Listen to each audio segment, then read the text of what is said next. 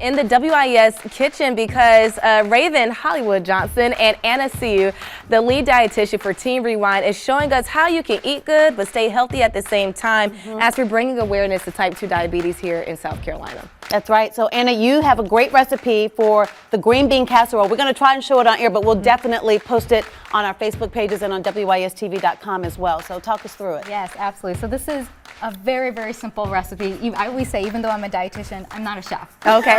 I need simple recipes as well. And Raven, you're going to be my helper, if that's okay. I'm going to have you help me stir something. So I'll give this to you right now. Already in this pan, we've got some mushrooms, onions, and some olive oil. It's already been sauteed here. Okay. So what we're going to do is we're actually going to make our cream of mushroom base. So this is where we make it a little lighter. Typically, cream of mushroom has cream in it, right? Okay. So we are actually going to make a lighter version.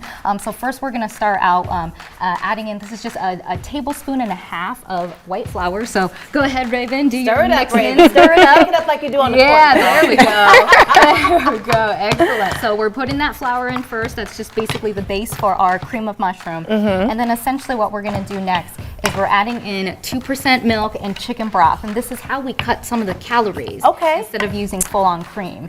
So we'll add this in here. And Anna, I'm guessing this is much healthier than using the pre-made cream of mushroom soup that you may get from like Campbell's or something, right? Exactly, that's exactly right. And this is where we'll really cut down on the sodium as well. In a typical green bean casserole, you would maybe get almost 1,000 milligrams of sodium.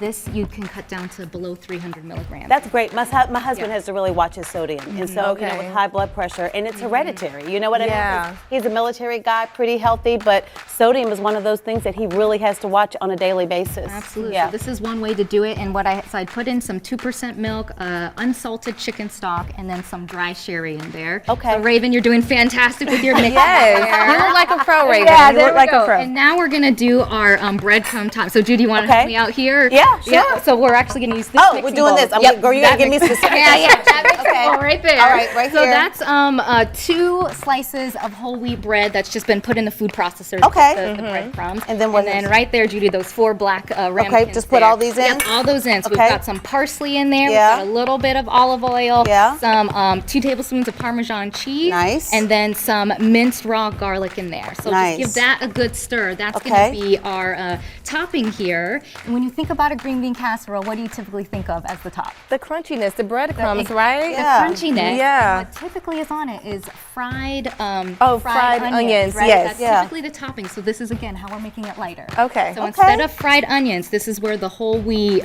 breadcrumbs get in some extra fiber in there, and then the flavorings with the parsley and the garlic. Okay.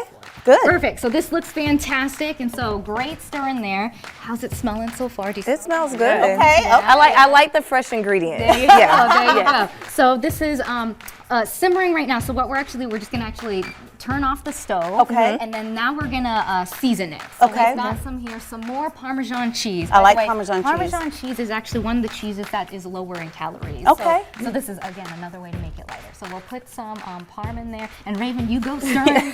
You go stirring. And then we've got here, thank you very much, some salt, pepper, and then a little bit of nutmeg. And I feel like that nutmeg is where you get some of that. Oh, I smell it, yeah. Right? You smell the nutmeg? Yeah.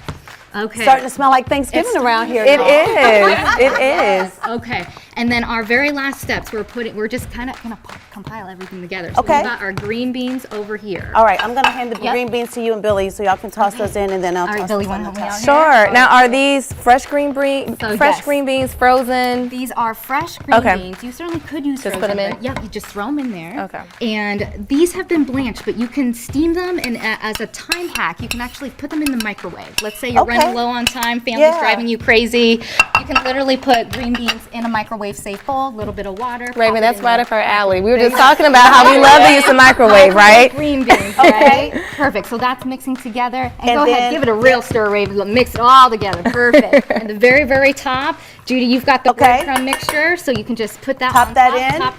Right on top, a layer of that. There we go. Excellent. And with the magic of TV, because I think we got about a minute left.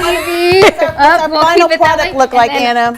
Raven, you want to put it in here in our oven? We're actually going to Pop it in. Pop it in the oven. It just needs to be in the broiler for about 1 to 2 minutes. Okay. And this is where you do want to watch it, because I will admit, I've burned it before. Oh, wow. I'm gonna do that. Burned it. Yes, So yes. watch it, and then the magic of TV.